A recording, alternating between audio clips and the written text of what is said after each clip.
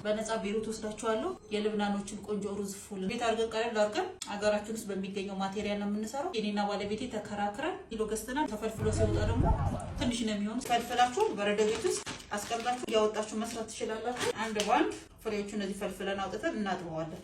ማቀቀል አያስፈልገው። እንፈለፍለው የቅርፊቱ ቆሻሻ ስለሚኖረው ደጋግመን ውሃ ማጠብ አለብን። መካከለኛ ሽንኩርት ለጠጥ አድርገን እንከትፋለን።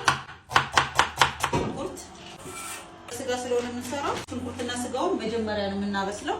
ከሽንኩርቱ ጋር በደሙ መምጠጥና መብሰል አለበት። የስጋው ጋር በደንብ ሲመጥ በቃለን ያህል ዘይት ሲጠበስ ትንሽ ነጭ ሽንኩርት ፉል በዘይቱ ትንሽ ጠበስ እናደርገዋለን። መሰል እንዲህ የአረብ ምግብ ሰበን ስፓይስ ያስፈልገዋል። የማይቀረው ቆንጆ በርበሬ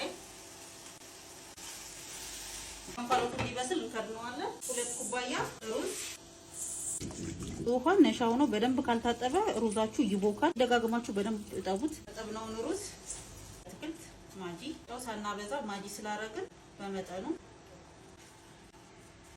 የፈላ ውሃ ስታረጉ ደግሞ በግምት ከሆነ የምትሰሩት ከሩዙ ዘለል ያለ ሲያንሰው እያያችሁ መጨመር ያስፈልገው። ለማወቅ አራቁ መቅመስ አለብን። እንደዚህ አይነት የአረብ ምግቦች ስትጠቀሙ ግዴታ ሰበን ስፓይስ ያስፈልጋችኋል።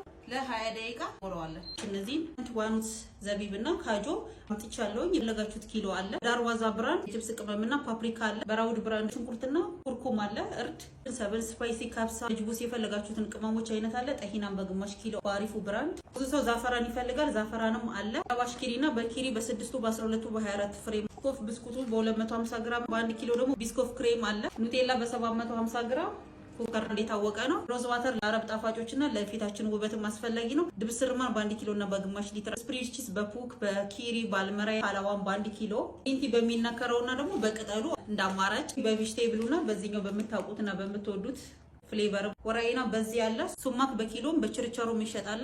አልመዲና በግማሽ ኪሎ በ1 ኪሎ መድኃኒትነት የሚፈልጋል። ቆንጆም ቴምር ነው። እኛ ጋር የምታገኟቸው መጅዱል ቀሲም አጅዋል መዲና የሚባሉ ቴምሮች እንዳለ ከሹገር ፍሪ ስኳር ያልተቀላቀለባቸው ንጹህ ቴምሮች ናቸው። ሹመር ወይም የንሱን ካሞሜላ በችርቻሮን በኪሎን ከፈለጋችሁ መውሰድ ትችላላችሁ። አረቡ ቀረፋ አለ። ስታር ሮዝ ብሉቲ የዱባ ፍሬ ሁሉም እቃዎች ከሳውዲ የመጡና ጥራታቸውን የጠበቁ ናቸው። ዳቅማችሁ ደግሞ በችርቻሮም ይሸጣል። ላቫንደር ሄርባርቲ ኮኮናት ፓውደር ከታንግ ሌላ ተምር ህንዲም ገብቷል። ቤተል አካባቢ ከሆናችሁ እዛው ሱቅ አለ። ሀያት አካባቢ ከሆናችሁ ያላችሁበት ቦታ ዴሊቨሪ እንልካለን። ቆንጆ ሆኖ በ20 ደቂቃ ውስጥ በስሏል። ምግብ ምን ያስፈልጋል? እርጎ በኪያር ያስፈልጋል። እርጎ ግን ግዴታ ነው። ጤናማ የሆነ ቤሩት እንዳለን እየተሰማ መብላት እንችላለን። ቢስሚላህ በደንብ በስሏል። እንዲያጣላ